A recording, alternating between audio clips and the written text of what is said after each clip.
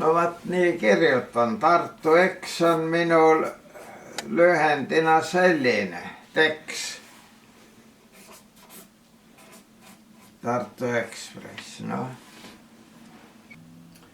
Nojah, aga tähendab selle Tartu Ekspressi pajatustega ma nagu annan signaali, et ma olen veel elus ja veel teovõimeline.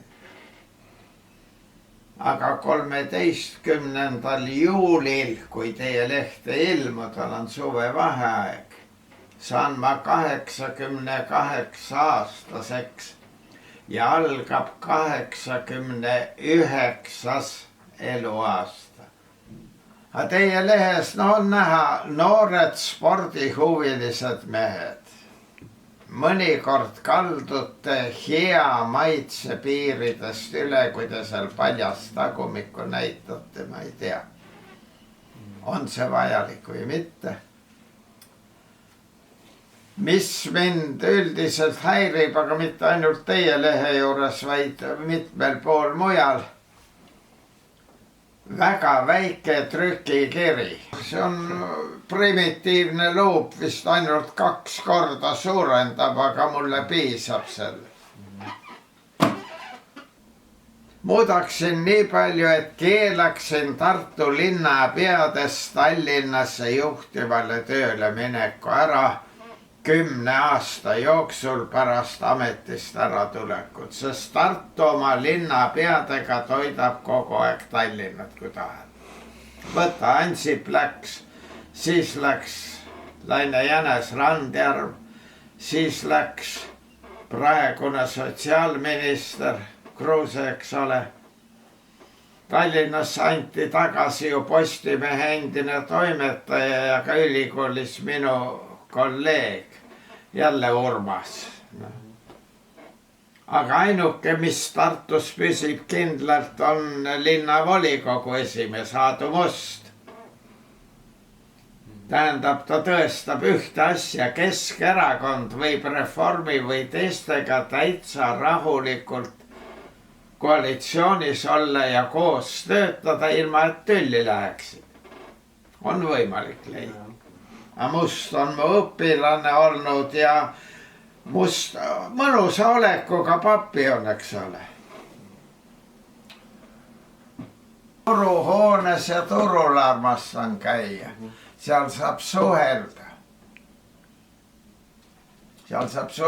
Mul kord kuus käib tütar siin mind abistamas ja vaatamas abikaasaga ja ma ostan neile head karbonaadi või kaelakarbonaadi, pöördun müüja daami poole, proua, ma tahaks teiega vahekorda astuda.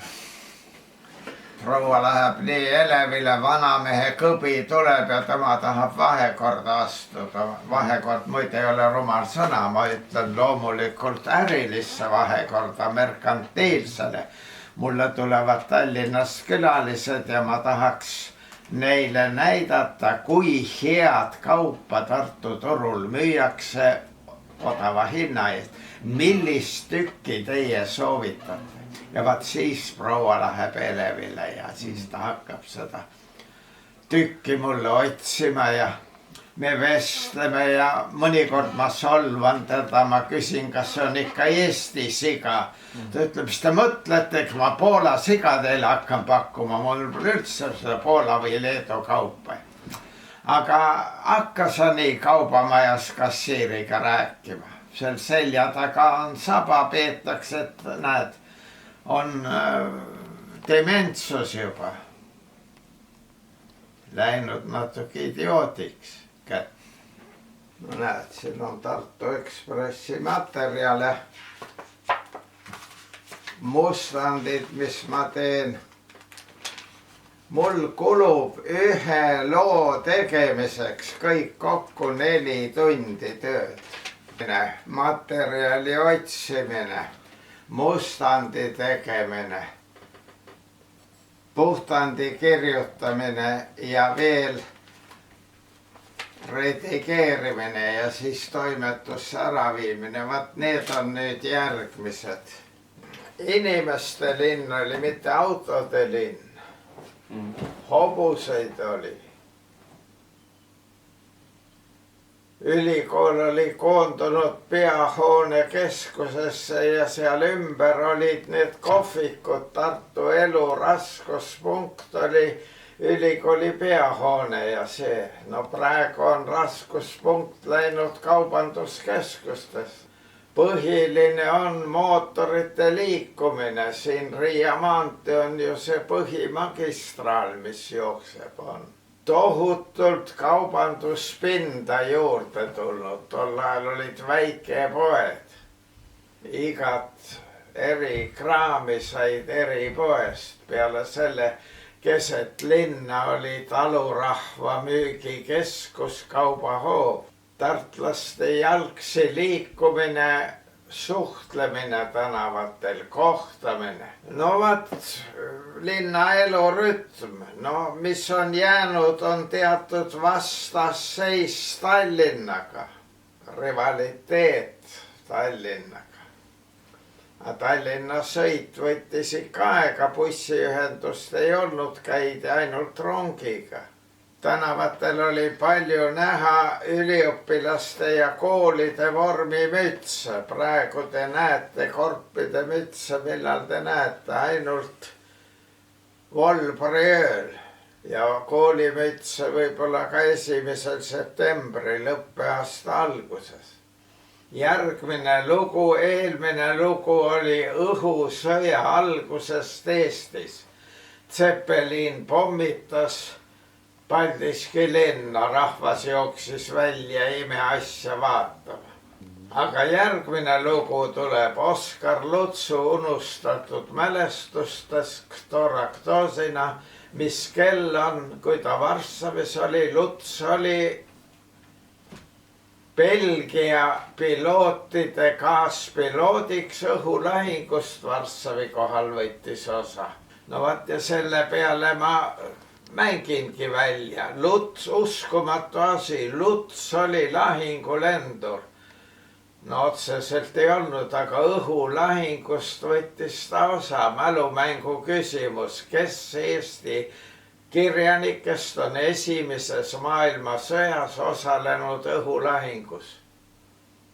Kui lisada Varssavi kohal, võib-olla tuletavad välja ka veel. Juuni keskel möödub 200 aastat Waterloo lahingust. Waterloo oli asula või küla, mis linnast lõuna pool 20 kilomeetrit. Brüsselist. Napoleon läks Brüsseli, meie armastatud Brüsseli peale. Aga mis mind huvitas, millal see teade jõudis Tartusse? Sest tol ajal ilmus Tartus 2 korda nädalas välja antav ajaleht Dörbsche Zeitung. Tartu ajaleht ilmus igal kolmapäeval ja pühapäeval. 2 nädalat hiljem pärast Napoleoni lüüasaamist, 2 nädalat hiljem oli teade lehes. Napoleon lüüa saanud, põgeneb. Ja järgmistes numbrites inglased võtsid Napoleoni laeva kinni, ta tahtis USA-sse põgeneda. See on nüüd erandina, aga Tartuga seob see, et ma ei tea, kuidas ta Tartusse jõudis. Oli kirjatuvide süsteem, oli semaforide süsteem, anda telegramme, aga need olid 3-4 sõna telegrammis. Tõenäoliselt tõi Ratsa käske all Kuller ajalehti, sest Dörbsche Zeitungis olid märgitud Amsterdamist, Hamburgist, Berliinist, Königsbergist. Tähendab, Ratsa käske all viib ööpäevas oma 150 kilomeetrit, vahetades hobuseid. Sündmuste ja teadasaamise ja reaktsiooni vahel oli korralik vahe. Aga neid Dörbsche Zeitungid ma läksin kirjandusmuuseumi ja seal ametnikule kurtsin, et kuule, kuidas võisid tartlased teada saada, et Napoleon on nüüd lõplikult kukutatud. ta ütles, vaatame, kas Tartu Zeitung ilmus. 5 minuti pärast oli mul kaltsupaberil ja niisuguses väikses formaadis see kohale toodud. Saksa keelt valdan, lugesin, tegin väljakirjutusi. Ja siis hakkasin neid monteerima kokku. No näed, väljakirjutused on sellised. No, käsikirjad on nüüd nii. Kevad 1915. Maailmasõda aina laieneb. Näed, siin on Aleksander Esimese noorusest. 200 päeva 100 päevast. 200 aastat 100 päevast. Ja näed, siin on valmis Waterloo 1815. Aga sügiseks ma leidsin materjali Dorpat Tartu 1915 Läti sõjapõgenikud, 1865 Rinne Riiast lõunas põgenikud Tartud. Tudengituba Tammelinnas, jälle tudengi. Kuidas me rongiga Tartusse tulime? Sükked. See nikerdamine kõik võtab aega. Tartu Ekspressid ma viin lähemal ajal Lutsu muuseumi ja kirjutan juurde, ei saa me läbi ilma Oscarita, kui see õhusõja värk on tulnud. Näed, siin on nad olemas, ma viin neile 2 eksemplari, ühesõnaga tõendina, et Lutsu mälestus elab edasi. Ja tartlased hindavad Lutsu.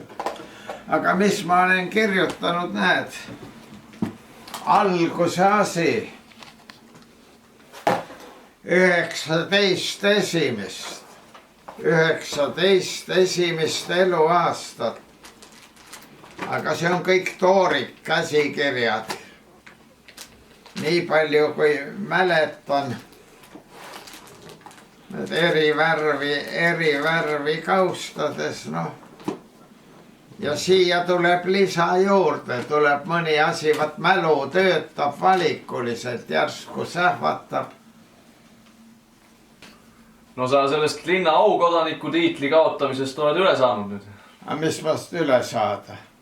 Asi oli selles, ma takistasin nende põhilist isiku ja kodaniku vabadust prodekaanina ja see on permanentne purjusolek ühiselamus. Selle põhjal oli ütlemist. Me arutasime sellist, võtsime siis poisid kokku, kell 8 ei olnud kedagi loengul, kell 10 mõned tulid juba. Arutame ühiselamus, mis kell me siis hakkame loengutega peale. Osa ütlevad, hakkame kell 12 õppetöö ülikoolis. Teine osa ütleb, ei kurat, 12 on vara, hakkame kell 14, siis on paras minna Humalasse.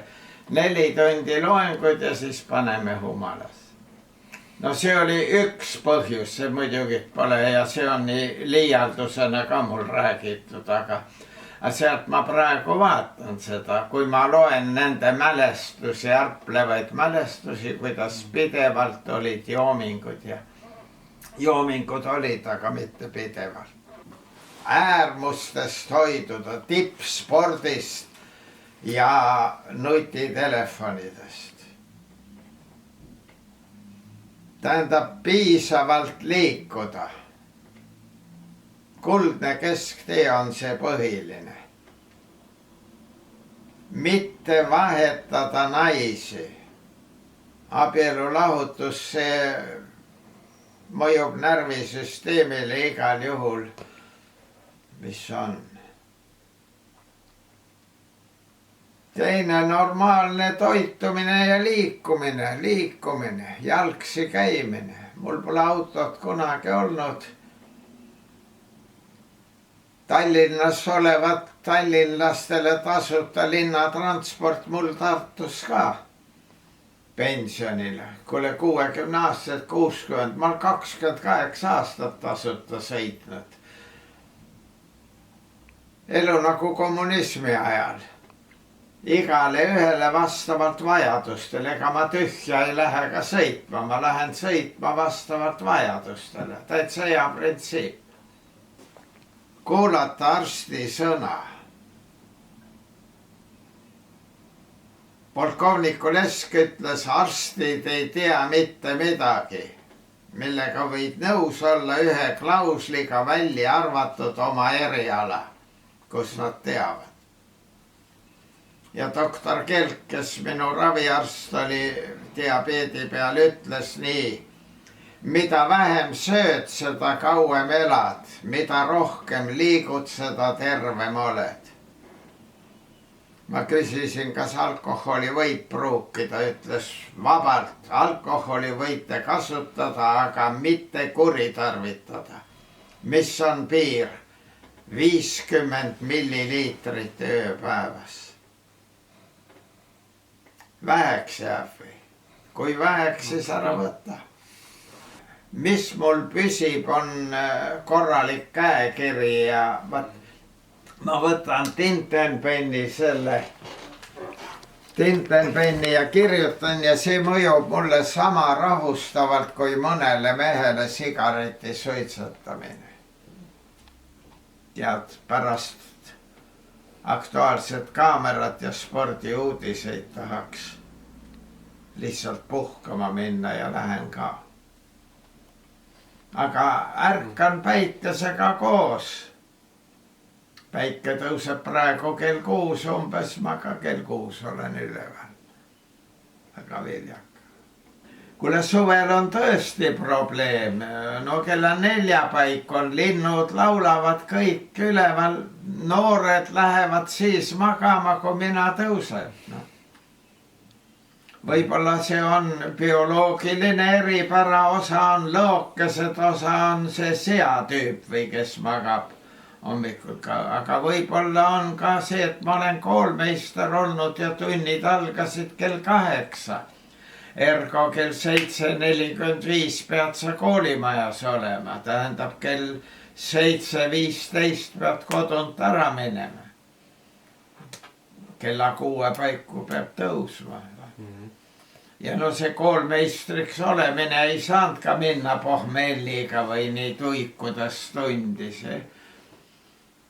Hoidis ka alkoholist eemale. Kui ma saaksin teistmoodi elada. No aga lihtsalt eriala oleks valinud teise. Mul oli valida kas eesti keel, ajalugu või geograafia. Ma kõhklesin 3 eriala vahel, võib-olla oleks valinud geograafia. Aga kooli õpetamine istus, see on sama, mis näitlejal laval esinemine. Sellise esinemise edevusele annab sulle piisava fooni ka ekskursioonide läbiviimine. Ja rohkem lapsi oleks võinud olla. Kuigi siin on omad konksud, paljude laste puhul tekib päranduse jagamisega väga vastikuid ja pikale venivaid tülisid.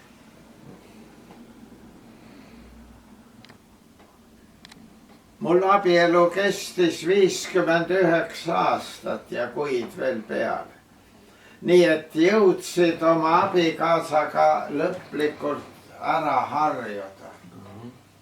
Teadsid juba kõik, kahtlemata lahkhelisid ja mikrotülisid oli, aga suuri ei olnud. Ja veel teine asi oli see, et ma olin suvel 2-3 kuud Keilas.